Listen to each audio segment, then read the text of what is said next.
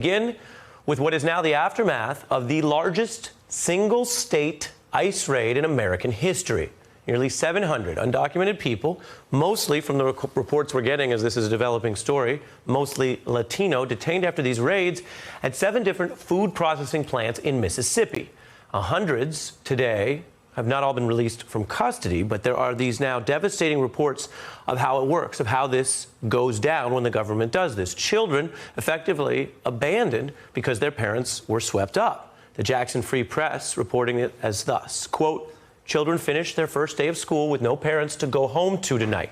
Babies and toddlers remained at daycare with no guardian to pick them up. A child vainly searching a workplace parking lot for missing parents." Here's another report. Fighting back tears, 11-year-old Magdalena Gomez Gregorio expressed to us her devastation being alone without her dad. Governments, please put your heart. Let my parents be free. Children left behind and families impacted by each raid stress their parents and friends are good people. I need my dad for me. My dad didn't do nothing. He's not a criminal. He said that his mom is gone, that he's upset with Trump. He said he just wants his mom back. And they're both crying. They've been crying about all day since they got home from school. If that's hard to watch, hard to take in, especially on a week like this, but on any day, that is just a couple of the stories that we've been sifting through. That's just a few of the people who, in the parlance of journalism, happen to go on camera. The wider impacts and devastation that we're dealing with, when you think about what we're reporting, the largest single-state ICE raid, we're still just getting these stories in the local reporters and the local print journalists. So that's part of what the Trump administration is doing right now, while Donald Trump also visits the grieving communities of Dayton and El Paso, with officials saying that the timing here is, according to the administration sources, a coincidence. Now, the purpose of these visits were also, according to the administration, to try to offer comfort. Hundreds protesting that El Paso visit. The Washington Post reporting that none of the 8 victims being treated in the Texas hospital that Trump visited would actually agree to see him.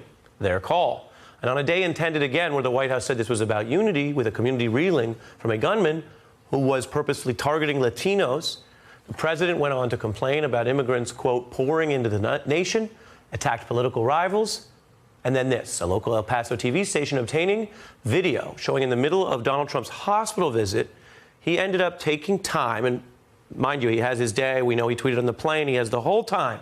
What you're about to see is him in that exact time period. He took a moment to brag about the size of the crowd he had the last time he was in town. I was here 3 months ago. We made a speech, and we had what was the name of the arena? That place was packed, right? There was some crowd. Thank you. And we had twice the number outside. And then you had this crazy Beto. Beto had like 400 people in a parking lot. They said his crowd was wonderful. You could decide for yourself what you think of that and what you think of seeing the president checking a box for going into the hospital room for the visit and what that connotes, what that is supposed to mean regardless of party, and what he actually just did there basically by himself, which was try to make a comparison politically to a former member of Congress. That's the backdrop for the intensity of the back and forth here as this very sad week for America continues. Democrats calling out the president, punching back, sharpening their attacks on what they say was Donald Trump's mishandling of this week's crisis. You've been very clear that you believe the president is a racist. Is the president a white supremacist?